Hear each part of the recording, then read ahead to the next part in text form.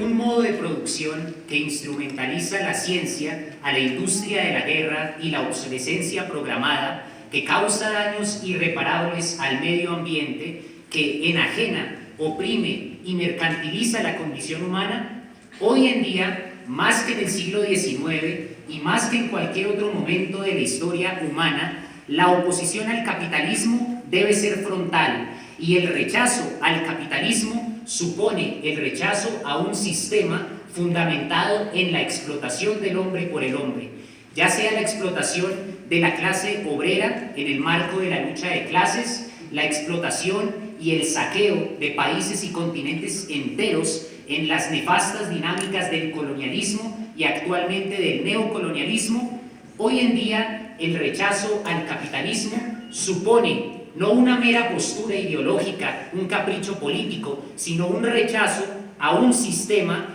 que en el primer mundo sufre crisis de superabundancia y sin embargo en el mal llamado tercer mundo deja que miles de personas se mueran de hambre.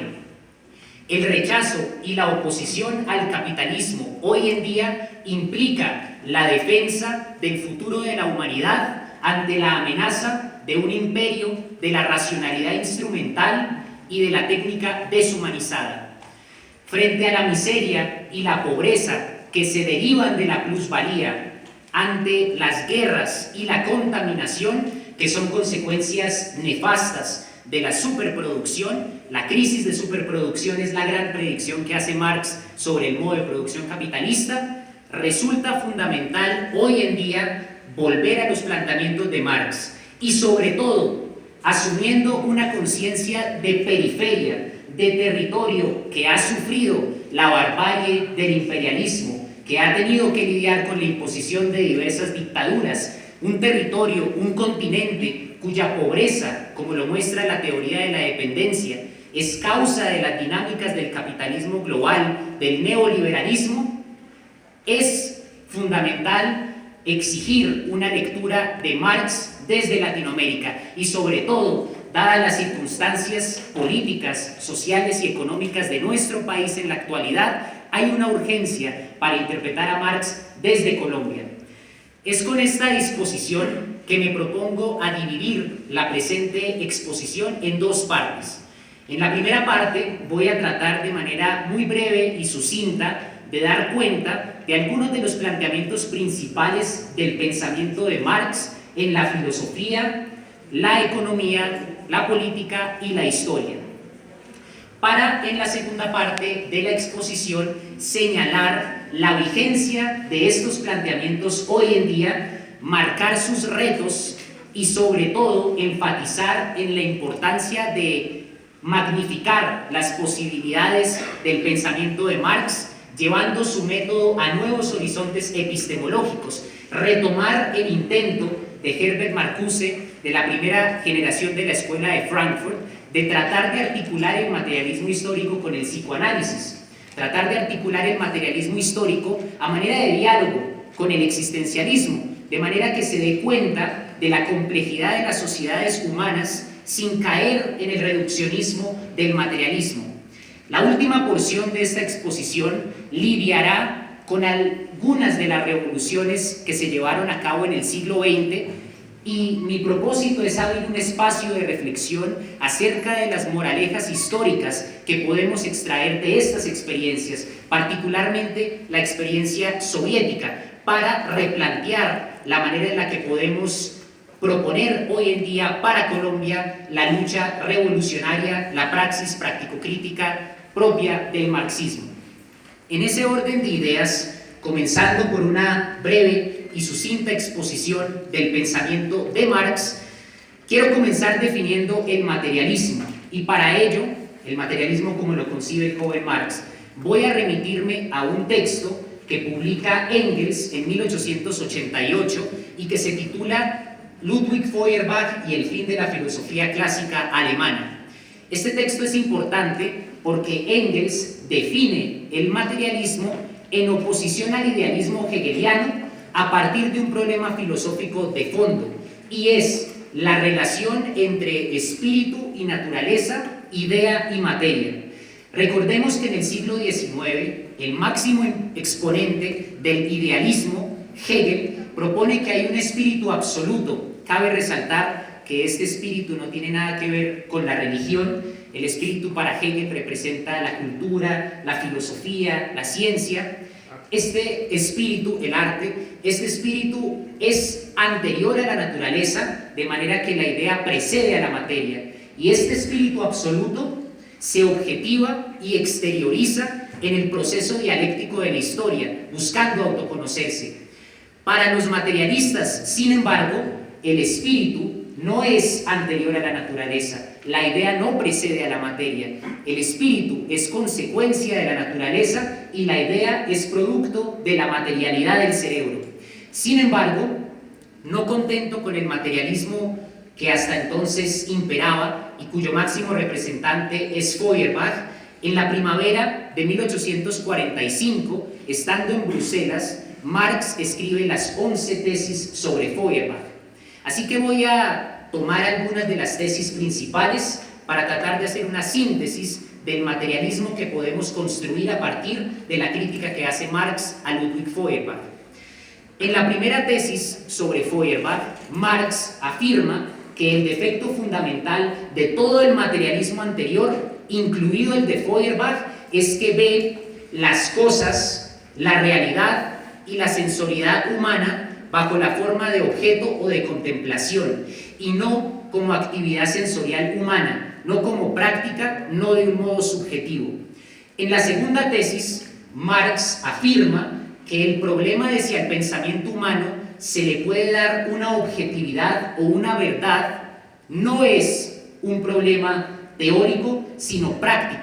Cuando el problema de darle una objetividad al pensamiento humano se ve como algo puramente teórico, para Marx se cae en la escolástica. Es en la práctica, dice Marx en la segunda tesis, donde el hombre le asigna la terrenalidad, la verdad a su pensamiento. En la tercera tesis, Marx critica la noción del marxismo tradicional, del materialismo tradicional, según la cual los hombres son producto de las circunstancias y de la educación, porque para Marx ese punto de vista del materialismo tradicional pasa por alto el hecho de que son los hombres los que cambian las circunstancias y que el propio educador necesita ser educado. En la cuarta tesis, y aquí nos adentramos a la concepción que tiene el joven Marx de la religión,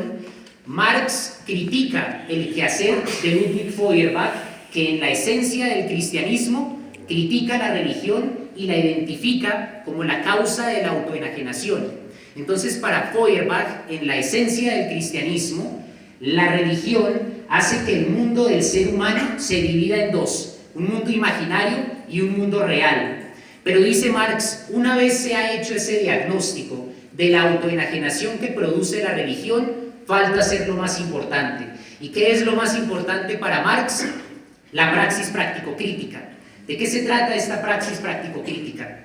Cuando se descubre el secreto de la Sagrada Familia en la familia, escribe Marx, hay que criticar teóricamente la Sagrada Familia y revolucionar prácticamente la familia. Es decir, hay que dar cuenta del mundo imaginario que la autoenajenación religiosa produce e identificar ese mundo imaginario a partir de las contradicciones en la base terrenal, las contradicciones en el mundo concreto y material que lo originan, para, después de la crítica teórica del mundo imaginario de la religión, transformar prácticamente la sociedad y dar al traste con esas contradicciones en la base que originan el mundo imaginario de la religión. En la sexta tesis sobre Feuerbach, Marx sigue con la religión y critica a Feuerbach porque Feuerbach diluye la esencia de la religión en la esencia humana. La crítica de Marx va encaminada a señalar que la esencia humana no es algo abstracto. Cuando decimos esencia humana, para ese materialismo que comienza a perfilarse a partir de las 11 tesis sobre Feuerbach, la esencia humana es el conjunto de las relaciones sociales. Y más adelante, cuando Marx desarrolla su análisis de la economía, su concepción de la historia, esas relaciones sociales van a darse en función del modo de producción. Así que cada modo de producción en las diferentes fases del desarrollo de la historia tiene un conjunto de relaciones humanas distintas. Las sociedades poseen una esencia diferente que está determinada por la materialidad de la producción, la forma en la que producen. En síntesis, lo que Marx está proponiendo en estas 11 tesis, solo tomé unas 4 tesis que considero que son importantes para darles una idea del materialismo del joven Marx, es que la realidad debe verse como práctica. Y esto es muy importante, porque si la realidad se ve como práctica, y es lo que dice la primera tesis sobre Feuerbach, la filosofía ya no está al margen del mundo, de lo humano, del escenario de la vida. La filosofía ya no se ocupa de buscar objetos metafísicos aislados de los sujetos, aislados de los individuos, que son consecuencia de un producto social e histórico. Ya no se trata de buscar objetos que se puedan contemplar a través de un pensamiento puro, idealizado, como el que busca Platón, por ejemplo. La filosofía, al servicio de la historia, tiene la función de criticar teóricamente las formas de autoenajenación para transformarlas prácticamente. Asimismo, ver las cosas como actividad sensorial humana, y eso es algo sobre lo que voy a volver más adelante para hablar sobre la vigencia de los aportes de Marx con relación a la forma en la que hoy en día se hace ciencia, es muy importante porque Marx está reconociendo que la actividad sensorial, los sentidos, parten de un sujeto, pero ese sujeto no es un sujeto abstracto, no es un sujeto universal, sino es un sujeto que es producto de un proceso histórico en particular. Asimismo, Marx afirma que la esencia humana no es algo abstracto, sino que la esencia humana es el conjunto de las relaciones sociales. Habiendo explicado de manera muy breve algunos planteamientos del materialismo del joven Marx, quisiera pasar a otro texto fundamental que escribió Marx en 1844, y es la contribución a la crítica de la filosofía del derecho de Hegel. En este texto, Marx comienza diciendo que en Alemania la crítica de la religión está acabada, y la crítica de la religión es la premisa de toda crítica. Escribe que el hombre que ha buscado en las realidades fantásticas de la religión un superhombre y solo ha encontrado el reflejo de sí mismo, estará motivado a buscar no en realidades imaginarias y fantásticas su realidad, sino en el mundo concreto, porque es el único mundo que existe. Y describe la religión en los siguientes términos: la religión es el sollozo de la criatura oprimida, es la verdad general de un mundo sin corazón, así como también es el espíritu de una época privada de espíritu. La religión es el opio del pueblo. Y afirma, después de esa brillante y poética descripción de la religión, que la crítica, recordemos que al ver la realidad como práctica, la actividad sensorial, las cosas como actividad sensorial humana, se está transformando la concepción y el papel social de la filosofía. La filosofía ya no es algo abstracto, así que la filosofía, al servicio de la historia como praxis transformadora, retoma significado en este texto de Marx. Específicamente, la función de la filosofía frente a la religión es no remover las cadenas, las flores imaginarias para que el hombre soporte el peso de las cadenas, sino para que florezcan las flores vivas. Esa es la función de la crítica. Dice que la crítica a la religión debe dar cuenta de la autoenajenación religiosa para luego pasar a la autoenajenación en sus formas profanas, no religiosas. Esa autoenajenación que se deriva del Estado, de la política y de la economía, de manera que la crítica del más allá pase a ser la crítica del más acá, la crítica de la religión pase a ser la crítica de la política y la crítica de la teología pase a ser la crítica del derecho. Esa es la primera página de contribución a la crítica de la filosofía del derecho de Hegel. Y después de analizar el problema de la autoenajenación religiosa y su relación con la autoenajenación que produce el Estado y la política, Marx analiza el caso de Alemania en el siglo XIX. Dice que Alemania ha hecho sobre el horizonte de la historia lo que ningún otro pueblo volverá a hacer jamás, y es que ha pensado lo que otros pueblos se atrevieron a hacer, por lo que el régimen de la Alemania del siglo XIX es para Marx un anacronismo. Mientras los pueblos europeos vivieron su pasado en el mito, Alemania vivió su pasado en la filosofía y es contemporánea de la modernidad en el siglo XIX únicamente gracias a sus aportes teóricos y filosóficos, pero en la práctica no ha llevado a cabo las transformaciones que los demás pueblos de la modernidad han llevado a cabo. Es importante tener presente esa noción del anacronismo porque es en este texto donde Marx perfila al proletariado como sujeto revolucionario por primera vez. Escribe: así como el proletariado encuentra sus armas espirituales en la filosofía encuentra en el proletariado sus armas materiales. Y la revolución tiene al proletariado, el proletariado es el músculo, es la base para la revolución y la filosofía es el corazón de esa revolución.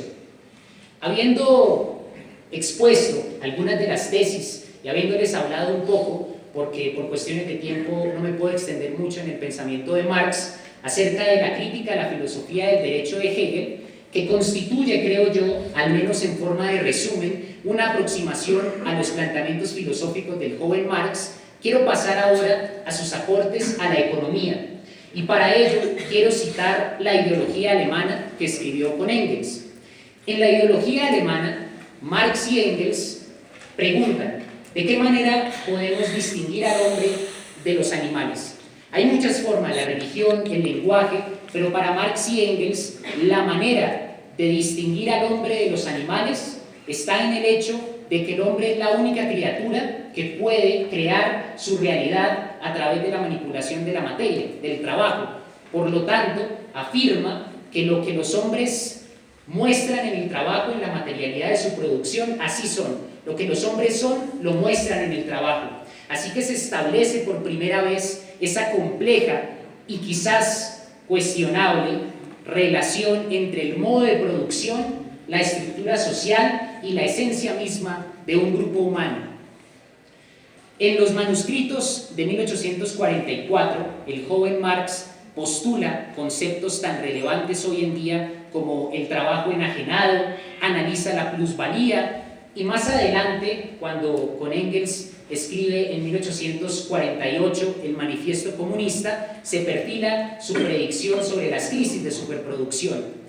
Así que voy a referirme, ya entrando en materia de los aportes de Marx a la economía, primero al concepto del trabajo enajenado, explicarlo de manera muy breve. El trabajo enajenado puede entenderse como aquella situación en la que el obrero no se refleja en lo que produce. No solo no se refleja en lo que produce, sino lo que produce genera unas ganancias al capitalista que superan,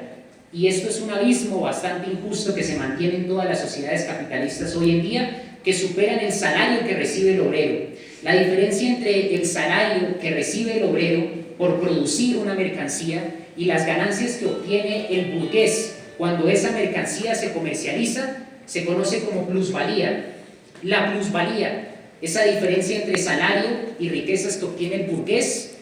se manifiesta en la acumulación privada de riquezas, que desde luego llevan a la estratificación de la sociedad. Los más ricos son los que acumulan riquezas a través de una propiedad privada fundamentada en la injusta diferencia entre el salario del obrero y lo que gana el burgués cuando se comercializa aquello que produce el obrero. Y como si no fuera suficiente esa forma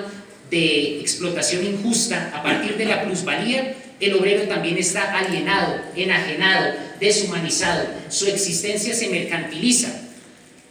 El siguiente concepto importante es la superproducción.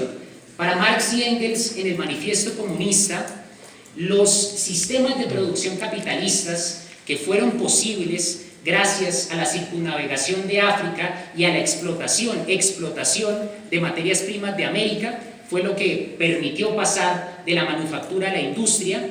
En ese ámbito del capitalismo que se consolida a partir del colonialismo, de la apertura de Europa hacia el Atlántico, la producción lleva a tales niveles de superabundancia que llega un momento, y es una crisis periódica, en donde el capitalismo tiene que deshacerse de viejos mercados y explotar nuevos mercados, revitalizar la economía, porque produce tanto que genera crisis. Y una de las predicciones más importantes que hacen Marx y Engels es precisamente el concepto de esta crisis de superabundancia. Estas crisis de superabundancia hoy en día tienen la nefasta consecuencia de movilizar la industria de la guerra como la mejor forma de revitalizar la economía de los países industrializados que llegan a ese punto de superproducción, de superabundancia. Así que las invasiones estadounidenses al Medio Oriente en búsqueda de petróleo pueden verse y explicarse perfectamente con total vigencia hoy en día desde el marxismo y los aportes que se hicieron incluso en el manifiesto comunista sobre el concepto de la crisis de superproducción. Y también podemos ver cómo los aparatos ideológicos, incluso las identidades nacionales, se construyen a partir de las necesidades del modo de producción. Para revitalizar la economía se despliega toda la industria de la guerra y se justifican invasiones, en el caso de Estados Unidos, al Medio Oriente.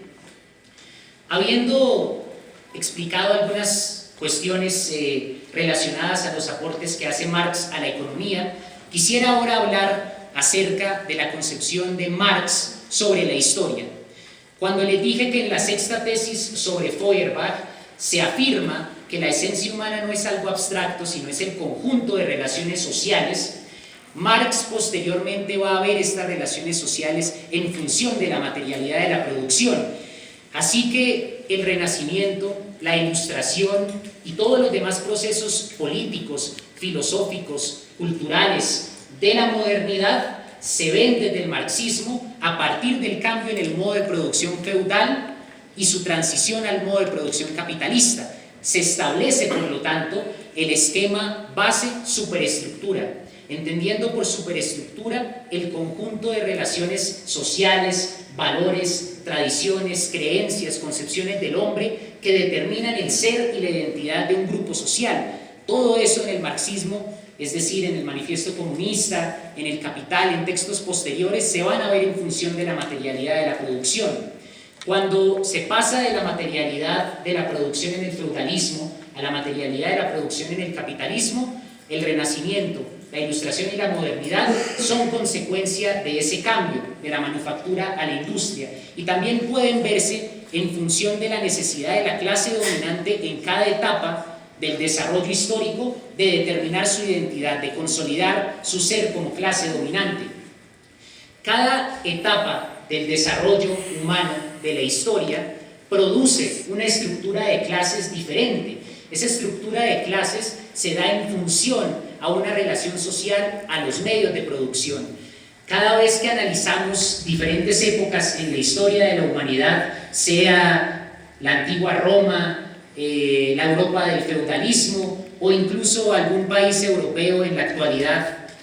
debemos preguntarnos qué estructura de clases se consolida a partir de la relación social a la forma en la que se produce. La clase que controla los medios de producción es la clase dominante, y cada fase de la historia humana tiene un modo de producción distinto, por lo que la lucha de clases es diferente. En el medioevo, la burguesía era la clase revolucionaria, así que los procesos de emancipación cultural del Renacimiento, incluso de la modernidad religiosa de Lutero, de las transformaciones políticas de la Ilustración, como por ejemplo lo que impulsó Rousseau, Montesquieu, Voltaire, deben verse en función de la revolución que impulsó la burguesía para separarse de la identidad que imperaba en el medioevo, impuesta por la clase dominante en el medioevo según el modo de producción medieval. Y desde luego, para Marx, la clase revolucionaria en la actualidad ante el sistema capitalista es el proletariado. El proletariado es el único que puede abolir la propiedad privada. La propiedad privada, abolirla no significa que nuestras pertenencias personales pasen a pertenecerle a toda la sociedad arbitrariamente, sino que abolir la propiedad privada significa dar al traste con aquella riqueza que los burgueses acumulan a partir de la plusvalía, esa diferencia entre el salario y lo que ganan los burgueses cuando se comercializa lo que los obreros producen. La descentralización del capital y la toma de los medios de producción para que los medios de producción sean de todos para todos, propiamente es la praxis revolucionaria del proletariado. Hay que notar la transición del pensamiento de Marx de lo filosófico a la crítica de las categorías de la economía política de Ricardo y Smith, porque si bien el joven Marx contemplaba el problema de la crítica enfocada hacia la religión y luego a la política y el Estado, el Marx maduro, llamémoslo así, el Marx posterior, ve la revolución no en función únicamente de la crítica a la religión y luego a la política, sino a la transformación de los medios de producción, y por eso pone énfasis en el proletariado como sujeto revolucionario. A continuación, quiero hablar acerca de la vigencia de los planteamientos del pensamiento de Marx anteriormente mencionados, y quiero comenzar con el materialismo del joven Marx, específicamente lo que propone en la primera tesis sobre Feuerbach. Quiero volver a esa idea de Marx de ver las cosas como actividad sensorial humana, la realidad como práctica y la sensoriedad de un modo subjetivo, porque, y esto es una propuesta mía a manera de conjetura, creo que tiene una relevancia enorme a la hora de criticar la forma en la que se hace ciencia en la actualidad. Marx y Engels en el Manifiesto Comunista identifican la ciencia como aquello que permite transformar el modo de producción continuamente y es lo que mantiene el capitalismo. Todos los procesos industriales implican la aplicación del conocimiento científico a la técnica, así que la ciencia es el instrumento por excelencia del capitalismo. Si el capitalismo deshumaniza, mercantiliza la condición humana, aplica ese conocimiento para la guerra, hay algo mal, no en la ciencia en cuanto a sus hallazgos en abstracto, sino en la manera en la que se aplican esos hallazgos a la vida práctica. Y debemos preguntarnos por el origen de esa alienación de los científicos que participan en proyectos militares. Recordemos el caso de Fritz Haber, un químico ganador del premio Nobel que inventó las armas químicas en el contexto de la Primera Guerra Mundial. Recordemos el caso de los físicos que participaron en el proyecto Manhattan y que contribuyeron a la creación de la bomba atómica. Todas las armas de destrucción masiva que hoy en día ponen en riesgo no solo la humanidad, sino la vida misma sobre la faz de la Tierra, tienen su origen en la aplicación del conocimiento científico a la industria. Así que podemos decir con seguridad que hay una enorme alienación y enajenación de parte de los científicos que contribuyen a esos procesos destructivos, porque mientras la ciencia gana en rigor, gana en su capacidad de describir el mundo en términos matemáticos y experimentales, se aleja cada vez más del mundo de la vida, y en eso constituye la crítica, o mejor, el diagnóstico de la crisis en la cultura moderna que hace el padre de la fenomenología, Edmund Husserl. La ciencia ha perdido sentido, y eso significa que ha perdido sentido ontológico y existencial. Las personas hoy en día siguen optando por la religión, siguen optando por el creacionismo y no por las teorías científicas, porque las teorías científicas describen de una forma monolítica, unidimensional la realidad, pero pasan por alto esa necesidad de sentido que hace parte de la condición humana, y mientras las ciencias no se humanicen, mientras las ciencias no den cuenta de la realidad concreta del ser humano, las ciencias van a seguir alienadas y van a seguir aplicándose a los procesos destructivos, no solo de la guerra, sino de la obsolescencia programada, es decir, cómo el capitalismo en la actualidad produce dispositivos electrónicos, por ejemplo, diseñados para dañarse en cierto tiempo, simplemente para generar ciclos de consumismo. El problema aquí es un problema también de contaminación del medio ambiente a partir de esta obsolescencia programada. Podríamos estar más avanzados de lo que estamos. El problema de las farmacéuticas. Vale la pena preguntarse si realmente la investigación en el campo de la medicina y en la creación de medicamentos se hace con el interés de mejorar la vida, se hace con el interés de hacer que los seres humanos vivan más tiempo, o simplemente